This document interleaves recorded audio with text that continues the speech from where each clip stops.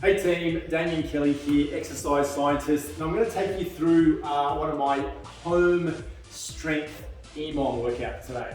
So it's at home, you obviously can do whatever you want, but it works well in a space like this in the lounge room. It's a strength workout, so obviously working on muscle strength, muscle tone, and a bit of definition. And the format we're going to work through today is a pyramid EMOM workout.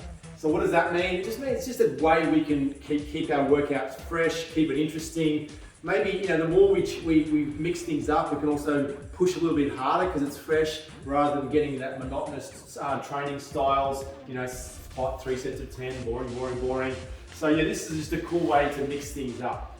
EMOM stands for every minute on the minute. What it means is, rather than kind of working in our normal set scheme, it means that I'm doing something every minute. So I start my watch, and then I look at that, and in the first minute I do something, second minute I do something, and it keeps me really focused rather than wasting time. So every minute I'm doing something pretty much, all right?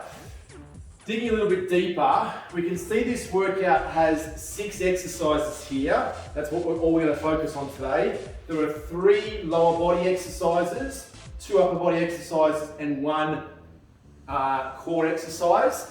And what we're going to do, we're going to spend 5 minutes, consecutive minutes, on the one exercise. So 1 minute is I have a rep target here. The next minute, second minute, I have a rep target here for the same exercise. The third minute, you can see the numbers creeping up. So I do this in my third minute, and then it starts to creep down like a pyramid. Up to the peak, and then down. So they're my 5 minutes, and in each of those individual minutes, I've got to hit that target number for that exercise. All right, so say I'm going to step lunges. I start my watch. In the first minute, I do 16 reps. I finish early, I shake it off, grab a little drink, and rest. I look at my clock. When the second minute ticks over, I hit 20 reps, all right? I do that again, 3rd minute, 4th minute, 5th minute, all right? Then you can see down here, it's a 5 and 2, which means once I finish that 5 consecutive minutes on exercise 1, I take a 2-minute breather, all right? Once that 2 minutes breather's up, I come down here, I start on the second exercise, and I work through the 5 minutes and 5 sets of that exercise. Once I've done that for all 6 exercises, you're done. All right team, let's go through each of those exercises. So the step lunges is fantastic for the glutes and quads. What I'm going to do here, I'll show you a couple of angles, but a step lunge, I start standing on my train tracks, so not too close together, shoulder width apart, and then I'm going to do a step forward, back knee down to the ground. Come back, step forward, down to the ground. Notice from the front angle, I'm keeping on my train tracks, I'm not stepping across, stepping straight forward. And then the key thing after that is to make sure it's a lunge, not just a step and a slight curtsy. I want to get that back knee as close to the ground as I can. That's really great for the glutes, and also keep that torso upright. I don't want to fall over as I do it. All right, so knee depth, body tall, and keep on those train tracks. So that says 16. I'm going to alternate legs. So basically that means 8 each side. If you're pretty good at lunges, you feel like you're pretty strong legs, you could also hold a weight for that. You can hold a weight on your chest and do those reps as well if you're a bit more advanced. The next one is the push-up twist. So we know our normal push-up looks like that, but today we're going to do a slightly different version. So I'm going to do my push-up. I'm then going to twist all the way open and point to the sky, come down, push up, open the other way, push up like so, okay? Key thing is there, really listen to this bit, a push up is only a valid rep if my chest touches the ground. So we don't want to see half reps, I don't want to see thighs touching the ground, I don't want to see head touching the ground, I want to lead with my chest, press up, and then rotate. If that's a bit difficult for you to do on your toes, you can do the same thing on your knees. So once again, chest touch, I then release one leg, open up, knee push up, release that leg and open up. We could also do it on a raised surface, a little bit easier, sort of halfway between a ground toe push up and a ground knee push up.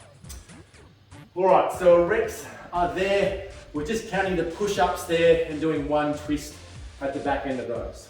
The next one is my squat. It's not a bad idea to have a target. My feet are shoulder width apart.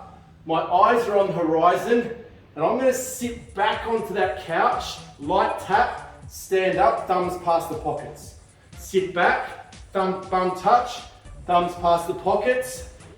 Get a nice tempo to it. Notice I'm reaching back with my bum so I get those glutes working. I'm not coming onto my toes, my feet are staying fully grounded the whole time, like so, and that chest is staying tall, all right? So we've got big reps for those. Do your best, get as close to those as you can, but maintain the depth and the quality. The next one is a dip, so just a tricep dip. Another one, because trying to focus on here a workout where you don't need much equipment. So this is you don't need any free weights for this one. So find a stable chair, step off the chair, bend my elbows and press up. Bend the elbows and press up. So I'm trying to work the tricep muscles there. A couple of things to take note of here is I don't want to come away from the bench. I want to go straight down and straight up. So I'm trying to keep my back as close to the bench as I can. If I find that pretty comfortable, I can straighten my legs out and have my legs straight and do the same thing. If I find that pretty comfortable, I could even put my feet up on a second chair and make it even harder again. Just make sure they're stable. All right, the next one is my hip thrust. I could use that chair, probably a bit easier on a stable surface like the ottoman. So in position, feet shoulder width apart, drive those hips up. At the top, I'm going to tuck my pelvis and I'm going to really get that good squeeze. Up, tuck, really working those glutes all the way down, all the way up, down, up, like so. And notice also, I'm not resting my head. I'm keeping my head up for this exercise. Just helps to look after the lower back as we do it. All right, that one's the hip thrust. A little bit higher reps for those two, so keep a good tempo for it. The last one, as I said, is our core exercise, the side bridge twist. You can see there's an E after there, which means each side. So in each of those minutes, I've got that many reps on my left and also on my right. So the side bridge twist, I jump into a side lying position. My elbow is directly under my shoulders. I make a fist out of that bottom hand. I come up into my side bridge position, hips off the ground, body nice and straight. I'm then going to sweep that top arm through, touch the ground, open back out. There's one. Touch, two. I'm keeping my body nice and long, keeping those hips up. So I do X amount of reps on one side, quickly spin around and do the same on the other within that minute. Hit that toe within the minute. All right, team. So once again, 6 exercises.